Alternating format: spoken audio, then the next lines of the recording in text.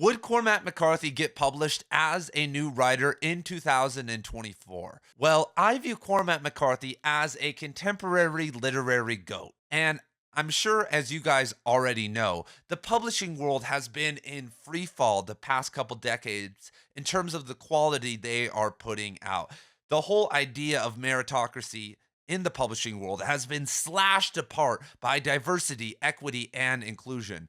And so when we think about Cormac McCarthy as a 30-year-old writer coming onto the scene with any of his 12 books, how do you think he would do? And we're going to talk about all 12 of his books today. And I've been reading Cormac for the past 16 years, and I have been so happy to see his viewership or his readership and his fan base growing every single year. But none of us out there were reading Cormac before 1992 when All the Pretty Horses blew up, because his first 5 novels all sold under 2,500 copies. And so the first question I would like to pose to you guys today is, if Cormac's first, 6 novels all did absolutely terrible with audiences that were much more educated in a time when literary fiction was taken much more seriously by all demographics, how would it do today where literary fiction is basically gone? Because one of the biggest hits to the literary fiction world over the past decade or so, and this is actually mind-boggling, is males are rapidly getting reading less contemporary fiction. Because, and I would say I'm included in this. I look at all these new authors and books that are getting published, and I'm like, wait, these are nowhere as good as the books that were being published 20 or 30 years ago, most of the time. And so why not focus on catching up with all the great books that have already been written and have a reputation, and study them deeply instead of wasting my time on all of these new books. And so the readership now of literary fiction is more women than men in terms of what's getting published today. And so if we look at Cormac McCarthy entering the publishing world, what is he dealing with? And I've spent the last hour looking at all the Twitters of all the editors of Penguin and Random House and all the other major publishers, especially the fiction editors and the editorial assistants and the people running the slush piles. I went so deep, you guys. And 99% of them, from what I could tell, and I looked at over 100 profiles, are clones. They are somehow educated NPCs who love to celebrate all the terrible books that they are publishing. And they are not the type of people who will publish anything controversial or anything that will rock the boat, because they have to fit the political framework that their company is pushing, and the company is hiring within that political framework that's based on the diversity, equity, and inclusion model that they are running. And in that model, do you guys think a guy like Cormac McCarthy, who through his first 5 novels, which include a Western, dropped the N word continuously like it was 1860? I reread Blood Meridian not too long ago, and we got like, 20 or 30 pages in without the N word being dropped. But then the kid meets the hermit, and of course, we hear about the slave's heart. And Cormac is writing authentic characters and authentic stories, and that stuff does belong in those stories because those characters would say that. But what publishing house or literary agent is going to take on that weight today, especially from a white author from a well-to-do, affluent family? And when I look at Cormac McCarthy's Southern novels, The Orchard Keeper, Outer Dark, Child of God, and Suttree, what I personally see are books that are way too hard for today's reading audience. They were already too hard for audiences in the 1960s and 70s. And you can tell this because Child of God has way more reviews than any other Southern Cormac McCarthy novel. It even has more reviews than The Crossing, Cities of the Plain, and a couple other of his novels, because Child of God is an easy story that Cormac wrote to make some money. It was a cash grab. And when you contrast Child of God to his other Southern works, it is way easier. And in The Orchard Keeper, for instance, in the first just couple pages, we have an italic kind of allegory at the start, and then we have shifting perspectives with no indication that we're shifting perspectives multiple times. And then the first real scene in the novel is, and then there's no spoilers really here, is a guy named Marion Silder is driving down the road at night with his buddy, and they're in this muscle car, and there's two underage girls walking on the side of the road, and they're 14 years old, 14, 15 years old, and they pick them up. And as they're driving in the car really fast on these tight Tennessee roads, one of the girls is so scared because she's probably never been in a car like this going this fast with these older men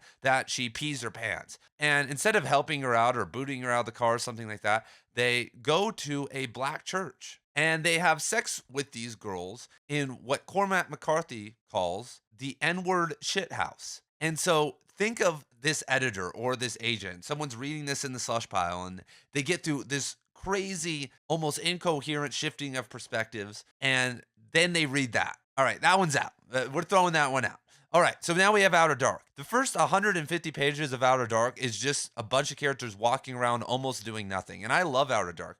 We're covering Outer Dark on the Cormac McCarthy course right now and going super deep. I did 10 hours on The Orchard Keeper. I'm an absolute fan of those novels, and if you decipher them and reread them and take them slow, they are magnificent novels in my opinion. But I can't expect someone to slog through Outer Dark, to figure out what happens to this incestuous couple's baby. That's not going to fly. And I think it's a good time now to address the medium-sized presses, because there's going to be someone out there like, what about Graywolf Press? What about Ecco Press?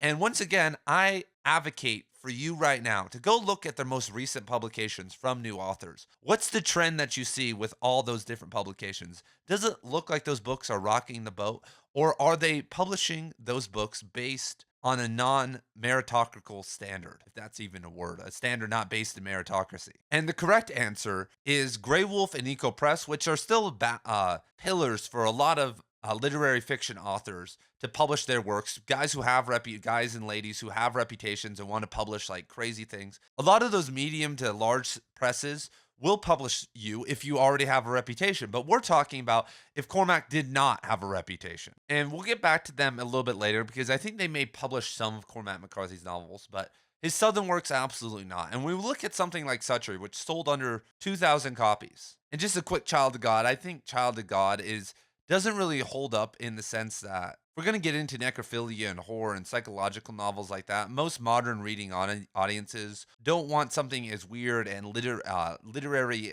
heavy as what McCarthy's doing. And the reason we like it is because we got to it from Cormac McCarthy. We didn't just pick up Child of God one day without ever hearing of Cormac McCarthy, and some of you guys did, and read it and be like, wow, this is really good. Instead, we were primed to think that it was really good. Priming in your brain, if you like an author, you are automatically going to like their other works, or like give them much more of a chance and like read through them much deeper. And so I don't think Suttree would get published by anybody big. I think he could find a literary agent and find a small to medium press, and probably he's not selling over 2,000 copies today. He's not going to gain fame on Reddit. Nothing's going to happen for Cormac. And so now we are at the big kahuna, which is Blood Meridian. And I want us to look now at Cormac McCarthy's Western novels, because people ask all the time, what's a book like Cormac McCarthy's Westerns? And I think the closest you're going to get is Phillip Meyer's The Sun. I mean, it's a little bit more akin to like the Border Trilogy than it is to Blood Meridian, but it's still like that. And Phillip Meyer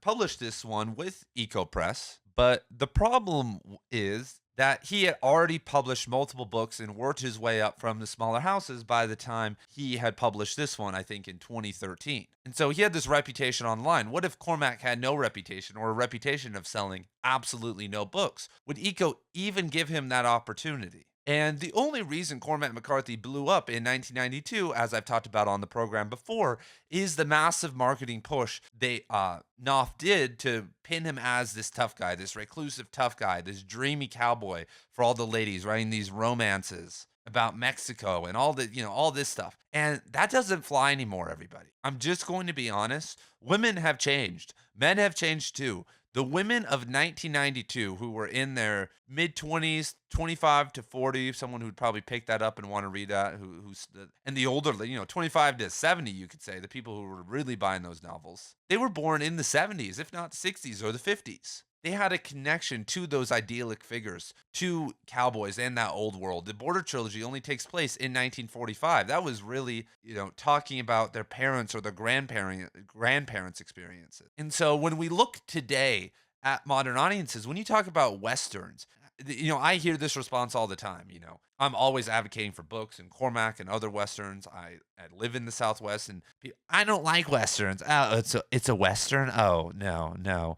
I've got that hundreds of times in just the past 2 or 3 years alone. People are just automatically turned off by that idea because they don't like the cowboy anymore. That's just kind of a dream now because it's been hijacked. Country is hip hop for white people, and the new cowboy is a man that drinks beer and has the lifted truck, got a diesel, got a Cummins engine, and is living this kind of more redneck white trash reality. And that's kind of intercepted, and cowboy culture has become a simulacra. Like, I live in Tucson, and Tucson originally was obviously a farming and cowboy town, but there are so many people, even kids I teach at school, who dress like they're cowboys, do the cowboy style, but they're not. They've never ridden a horse. They've never been on a ranch. They've never connected with nature or like had any experience with that. And people get so defensive, but it looks silly. It looks like someone dressing like they are from the hood who grew up in a really rich household. So it's like the white kid who's wearing the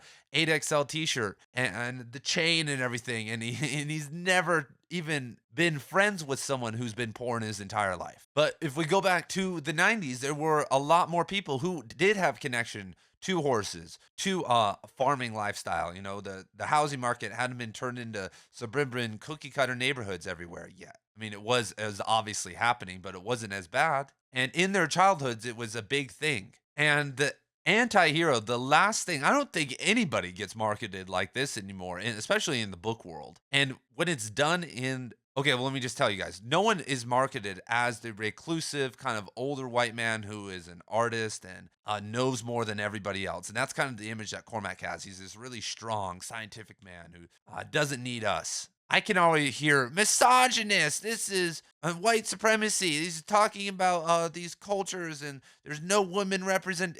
Everything you're hearing now when people talk about Cormac, in terms of critiques, imagine that just amplified. Who's going to take that risk? Who's going to platform that? Because once again, what you can get away with, the tough guy image you can get away with, is someone like The Rock or the shredded man, the warrior poet, or even worse, like I was saying before, the country singer. Even guys like Taylor Sheridan, and I like a lot of what Taylor Sheridan does. When you listen to him interviewed, he's just an LA guy. He's like, I have chickens and all this stuff. And he obviously gets a pass because he was raised in Texas and finally moved back there last year, a couple years ago. But still, he's kind of like the image of the new Western author, like the big one today. And it's a stark difference. He's much more personable and whatnot. So I think that if it was done right, I think if it got into the right hands, I think the Border Trilogy could be published at a decent level. I think it would require a lot of luck or a lot of rejections, a lot of pushing. I mean, the untranslated Spanish, there are like so many different things about it that make it weird. And I don't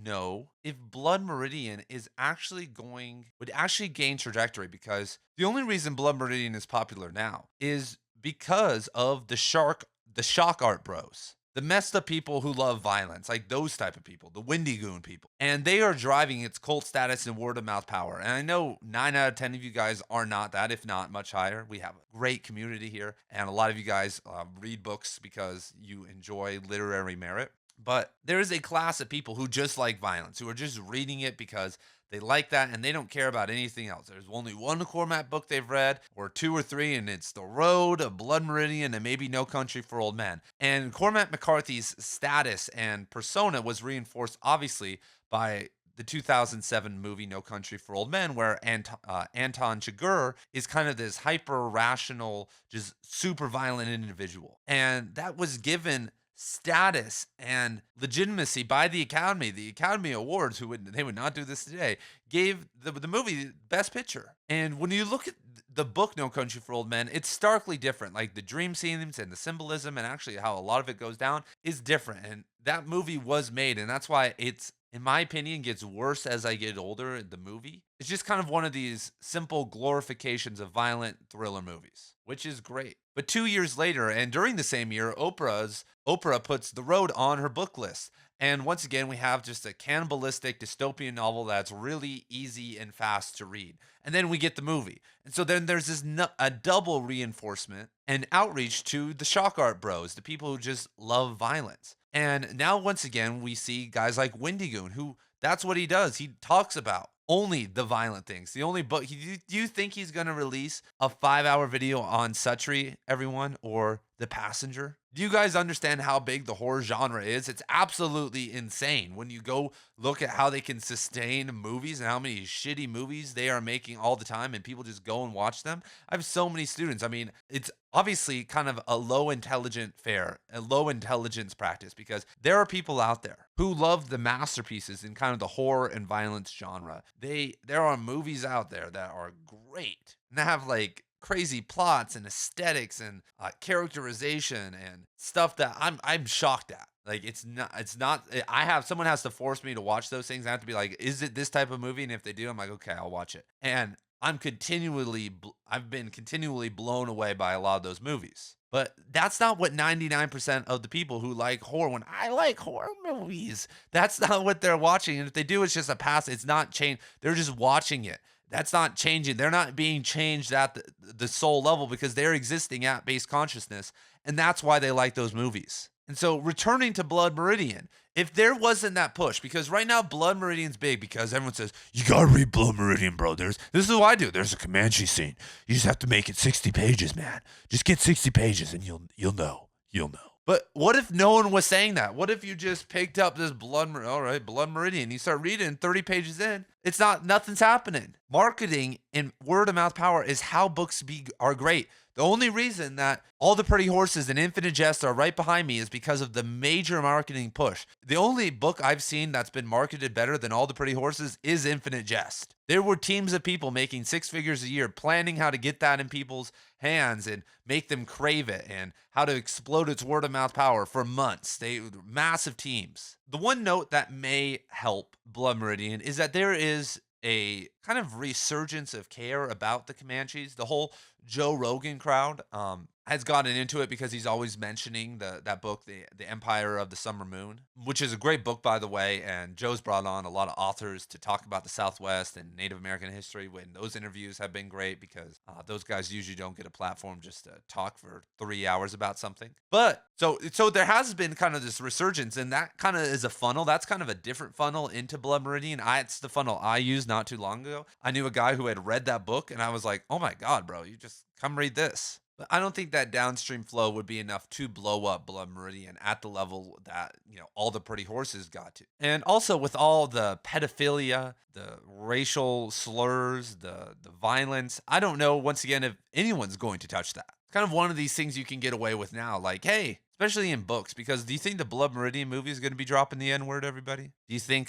Tom Holland or Timothée Chalamet, which are the two leading candidates for the kid, are going to be saying it, even though the kid doesn't say it in the movie? Or the Hermit, who's rumored to be casted as Steve Martin, do you think he's going to say that? Well, Steve Martin might want to say that. Anyway, I don't know in the thriller space, the crime thriller space, I think No Country for Old Men gets a deal. I think it would be hard, but once again, I think small to medium deal. I think The Road could get a medium deal. The speculative fiction dystopian realm, when you kind of get into the genre fiction realm, it's a much bigger pool to work with. And the reason that, the sci-fi nerds got so mad at Cormac taking their spot is that he showed that, like, you can actually write decently and be a genre fiction writer. I mean, that's always been the main critique of the genre fields, is that they're just writing absolute shit in terms of style. And that's not the case for all of them, let me just tell you, as I'm sure you guys already know. But there's a reputation for, like, fantasy for just being terribly written. And honestly, I love speculative fiction. I'm writing a speculative fiction novel, so I've read over 100, and the last thing I'm worried about is my style not being good enough. That's like not an issue. So I think we've covered everything up to The Passenger. And as you guys probably saw when The Passenger came out, it was not well received. And I will admit, the first 100 pages are kind of a slog, not the greatest, but they do have a purpose. And I'm a mature enough reader to be able to read something for a while and commit to a book. I mean, that's how you get better at reading, everybody. You finish the goddamn book. Everyone's like, well, I started reading it, and that Infinite Jest, it was too much of the brain, not of the heart. Well, why did you fucking start it? What do you think David Foster Wallace is going to do? What do you think a book with 300 pages of footnotes is going to be like? Do you think reading a Cormac McCarthy book is going to be easy? Have you read all of his works? And so when I start a novel, I do enough research about it and look at it and kind of flip through it to understand what the hell I'm getting myself into. I over the past in 2023, I read around 160, 170 novels or books in general. I finished every single one of them. And that was just because proper planning leads to prosperous performance in terms of reading. And if you don't understand something, then keep moving, keep challenging yourself, and then read the theories later. Understand at least what happened at the end of it and be like, okay, well, now I'll be better for the next one. That's how you get better. You don't get better at stopping when it's hard. Anyway, don't, this is going to turn into David Goggins pretty soon, but I don't think the passenger. What do you guys think? Is the passenger going to fly? Let me know down in the comments. I think I've expanded and commented on the other 11 or 10. And so, what do you guys think about the passenger? But the big consensus here is that if there was a new writer who had all 12 of Cormac McCarthy's drafts and he got to build a career with that and he chose to stay reclusive and not like get on the microphone, like if I had all 12 of Cormac McCarthy's novels and no one had ever wrote them before, I would sell the shit out of them. Like, I would be like, I'd be talking so much shit on this microphone. I'd be like, I'm the best writer. You guys all suck. And then everyone would be like, well, I'm going to go get the book. I'm going to go illegally download it. Then they'd start reading and be like, oh man, this guy actually is really good. That's like the best combo for marketing. Like when Conor McGregor was actually beating people, or like Gordon Ryan in jiu-jitsu over the past couple years, when you can be the biggest shit talker and win every single match, then people go crazy. But judging from Cormac's temperament, if he was born in like 1992 or 93, that would put him at 30, 31 right now. I think he would be open to technology. I think he would be into it for science. And if he wanted to be a writer, I don't think we'd be finding him on BookTube or Bookstagram or especially Book Talk.